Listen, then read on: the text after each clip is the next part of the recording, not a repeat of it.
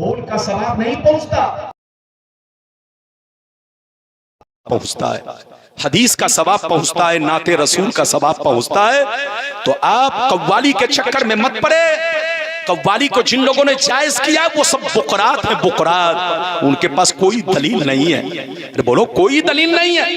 आप एक छोटी सी मिसाल लो, सैयदना, इधर देखिए, मेरे एक औरत मेरे सरकार के बारे में नजर मानी कि मेरे रसूल फला मकाम से वापिस आ जाएंगे तो मैं दफ बजाऊंगी हुजूर के सामने दफ बजाऊंगी। जब हुजूर वापिस आ गए तो औरत ने कहा, अल्लाह के रसूल, मैं अपनी नजर उतारना चाहती हूँ। मैंने नजर माना था कि आप फला मकाम से वापिस आ जाएंगे तो मैं दफ बजाऊंगी। तो अल्लाह के रसूल ने मुस्कुराकर कहा, अच्छा चलो बजा लो।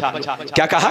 दफ प्लेट की तरह होता है, आपने देखा होगा, प्लेट की तरह होता है, उसमें हल्की सी आवाज होती है, मजेदार नहीं होता, खाली ढप ढप करता है, वो ढोल की तरह नहीं होता है। तो अल्लाह के रसूल ने फरमाया बजा लो। देखिए, उसका दिल रखने के लिए कहा बजा लो। देखिए हदीस में आया है, मिशकात की हदीस है, वो औरत हुजूर के सामने दफ बजाती रही, हजरत सिद्दीक आए तब भी बजाती रही, लेकिन जैसे हजरत उमर को देखा तो दफ को अपने जमीन पर रख कर बैठ गई, दफ को नीचे रख कर ऊपर से बैठ गई। तो हुजूर ने क्या कहा, ऐ उमर, तुमको शैतान, इधर देखिए, सरकार ने फरमाया, ऐ उमर, शैतान तुमको देखकर भागता है। क्या कहा? शैतान तुमको देखकर भागता है। तो इस जुमले से पता चलता है कि जब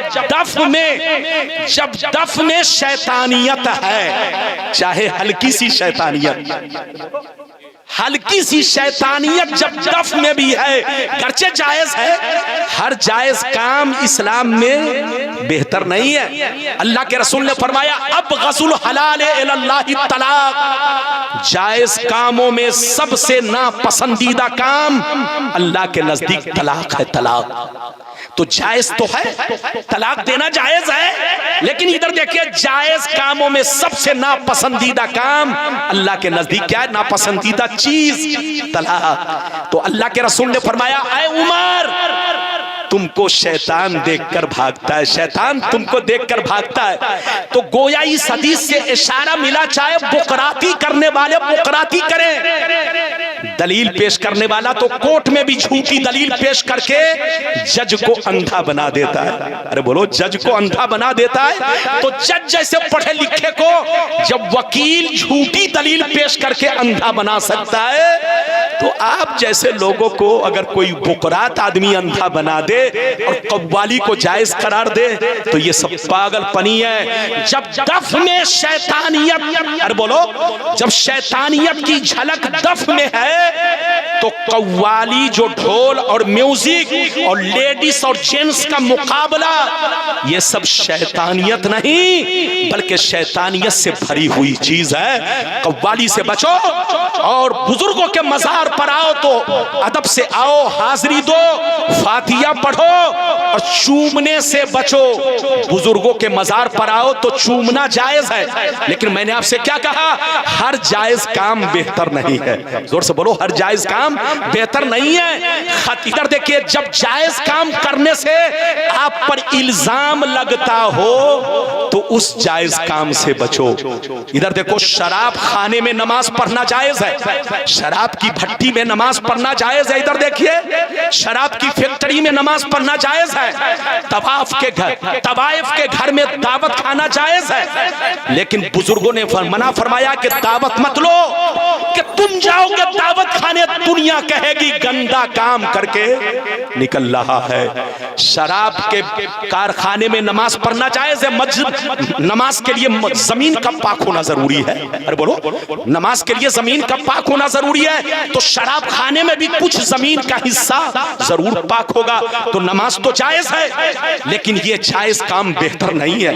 क्यों? इसलिए कि इस जायज काम को तुम करने जाओगे शराब खाने में, जब बाहर निकलोगे तो दुनिया कहेगी ये अब्दुल्ला शराब पीकर निकल रहा है। तो बुजुर्गों के मजार को चूमना जायज है, चादर को भी चूमना जायज है, लेकिन बुजुर्गों ने फरमाया कि फातिया पढ़ो तो 5 हाथ 10 हाथ पीछे हटकर उनके चेहरे की तरफ मुतवज्जा होकर फातिया पढ़ो, चूमो मत। अदब यही है, अदब यही है कि मत चूमो, जायज तो है, मगर अदब यह है कि मत चूमो। तुम चूमोगे तो ये दुनिया कहेगी सजदा कर रहा है, और आज हो रहा है कि नहीं? अरे बोलो, तुम चूमते हो लेकिन ये बेईमान लोग कहता है सजदा कर रहा है, तो तुम ऐसा काम क्यों कर रहे हो कि तुम पर इल्जाम लग रहा है? तो हर जायज काम आपके लिए बेहतर नहीं है। कव्वाली मान लीजिए जिसने जायज किया जायज है, चलो, लेकिन ये काम बेहतर नहीं है क्योंकि इसमें शैतानियत जरूर है। अरे बोलो, अच्छा ये बताइए, इतने बड़े आशिक हैं जो लोग कव्वाली सुनकर झूमते हैं, अगर इतने बड़े आशिक हैं तो बिना ढोल के महबूब के नाम पर झूम कर दिखा दे। बिना महबूब, बोलो, महबूब के नाम पर बिना ढोल के, बिना ढोल बाजे के झूम कर दिखाएं, लेकिन नहीं, बिना ढोल बाजे के वो कभी भी नहीं झूमते। जब ढोल बजाने वाला तबला जम के बजाएगा तो सिर्फ उनका बदन नहीं चमकता, उनकी कमर भी लचकने लगती है। ऐसे ही कमीनों की वजह से हमारा दीन बदनाम हुआ, सुन्नियत पारा पारा होकर रह गई, सुन्नियत बदनाम होकर रह गई। इसलिए खबरदार, होश में रहो। हर जायज काम बेहतर, हाथ उठाकर बोलो, हर जायज काम, अरे जोर से बोलो, हर जायज काम बेहतर नहीं है। अगर बेहतर होता तो हुजूर, बोलो, ये जुमला नहीं कहते कि ऐ उमर तुमको शैतान देखकर भागता है। ये शैतान का लफ्ज बता रहा है कि दफ जायज तो है लेकिन इसमें भी शैतानियत का शुबहा है। अरे बोलो, इसमें भी खतरा है। जब दफ में खतरा है तो तबला बजाने में, ढोल बजाने में, कमर लचकाने में, जुल्फे रखने में, औरतों की तरह बाल रखने में, जो 5-5 अंगूठी पहनते हैं वो मुसलमान नहीं है, शैतान है। याद रखिए, वो बाबा नहीं है, वो ढोंगी है। ऐसे कमीनों को बस्ती से जूता मार कर निकालो और उसे टकला बनाओ, टकला। बाल रखने से बाबा नहीं होता, अबे पागल की औलाद। 5 अंगूठी पहनने से, औरतों की तरह साड़ी पहनने से तुम वली नहीं बन सकते, तुम शैतान की औलाद बन सकते हो, लेकिन नबी के गुलाम नहीं बन सकते। नबी का गुलाम वो है जो हाथ में एक अंगूठी पहने। नबी का गुलाम वो है जो शरीयत के मुताबिक पहने। नबी का गुलाम वो है कि हर शैतानी चीजों से जरूर बचे। नारे तकबीर, नारे रिसालत, पैगामे रज़ाए मुस्तफा, पैगामे गुलाम रब्बानी नश्तर, नारे तकबीर, नारे रिसालत। इधर देखिए, गुलाम रब्बानी की उम्र आज 51 साल है, मैं 51 साल का हो गया। इधर देखिए, तकरीर 13 साल से कर रहा हूं, लेकिन इन चैनल वालों ने मेरी अच्छी अच्छी तकरीर को लोगों तक नहीं पहुंचाया। अच्छी अच्छी तकरीरों को लोगों तक नहीं पहुंचाया है। जो तकरीर सोते वक्त में, जब मजमा सो रहा है, हो रही है, उस तकरीर को चैनल वालों ने खूब फैलाया। वरना कसम खुदा, मैंने 30 वर्षों में ऐसी ऐसी तकरीरें की है कि अहले सुन्नत वल जमात से इन बदअकीदों को जितनी चीजों में इख्तलाफ है वो सारी हदीसें मैं पेश कर चुका हूं। शायद कोई ऐसा मौजू नहीं है जिस पर मेरी तकरीर ना हो चुकी हो। नेट पर तलाश हो, करोड़ों रुपए कमाने। मेरा कोई अपना चैनल नहीं है, एक मैं तन्हा मौलवी हूं। मेरे बेटों ने मुझसे कहा, अब्बा आपके चैनल से लोग करोड़ों रुपए कमाते हैं। मैंने कहा, बेटा कौम का नजराना ही तुम्हारे लिए बहुत है। कौम जो नजराना दे रही है यही तुम्हारे लिए बहुत है। लालच मत करो। अल्लाह के जो बंदे तुम्हारे बापा की तकरीर से दीन का काम कर रहे हैं उनको अरे भाई कुछ हासिल करने दो। तो अच्छी अच्छी तकरीरों को चैनल वालों ने नहीं फैलाया, लेकिन जो तकरीर गैर मेयारी रही, सोते वक्त में किया, मजमा सो रहा है, भाग रहा है। आज मैंने जो तकरीर कर डाली है, कसम खुदा ये सालों याद रखोगे। इस तकरीर को जरूर फैलाओ ताकि दुनिया वालों तक सही पैगाम पहुंचे और लोग सुधरने की कोशिश करें और लोगों तक सही पैगाम पहुंचे और लोग अपने ईमान को मजबूत करने की कोशिश करें। अल्लाह आपको सलामत रखे, आबाद रखे।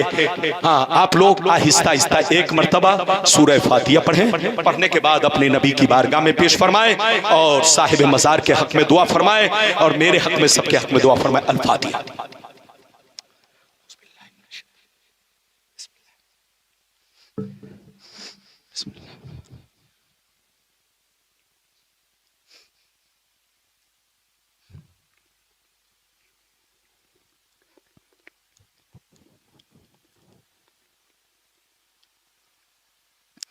औज़ु बिल्लाहि मिनश शैतानिर रजीम। बिस्मिल्लाहिर रहमानिर रहीम। इन्नल्लाह व मलाइकतहु युसल्लूना अलन नबी या अय्युहल्लज़ीना आमनू सल्लू अलैहि व सल्लिमू तस्लीमा। अल्लाहुम्मा सल्लि अला सय्यिदिना व मौलाना मुहम्मद सल्लल्लाहु अलैहि वसल्लम। या इलाही, हर जगह तेरी अता का साथ हो। जब पड़े मुश्किल शहे, मुश्किल कुशा का साथ हो। या इलाही, भूल जाऊं नज़ा की तकलीफ को, शादिये दीदार हुस्ने मुस्तफ़ा का साथ हो। या इलाही, गर्मिये मैं शर से जब भड़के बदन, दामने महबूब की ठंडी हवा का साथ हो। या इलाही, जब रज़ा ख्वाबे गिरा से सर उठाए, दौलते बेदार इश्क़े मुस्तफ़ा का साथ हो। खुदाया बहक़े बनी फातिमा के बरक़ौले ईमान कुनम खात्मा। अगर दावतम रदे कुनी वर कबूल, मनो दस्तो दामाने आले रसूल। अल्लाहुम्मा रब्बना तक़ब्बल, अल्लाहुम्मा रब्बना तक़ब्बल, अल्लाहुम्मा रब्बना तक़ब्बल मा फ़ी क़ल्बिना बिफ़ज़लिही व करमिही व रहमिही बेबरकते ज़िक्र नबी सल्लल्लाहु अलैहि वसल्लम, वो बेबरकते तिलावतिल कुरान, वो बेबरकते ज़िक्रिल अहादीसिल करीमा, वो बेबरकते नाते रसूल सल्लल्लाहु ताला अलैहि वसल्लम। इन्नका अंतस समीउल अलीम व रऊफुर रहीम।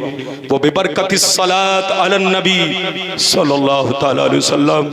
इन्नका अंतस समीउल अलीम व रऊफुर रहीम व इन्नका अंत मुजीबुद दावात बिरहमतिका या अरहमर राहिमीन।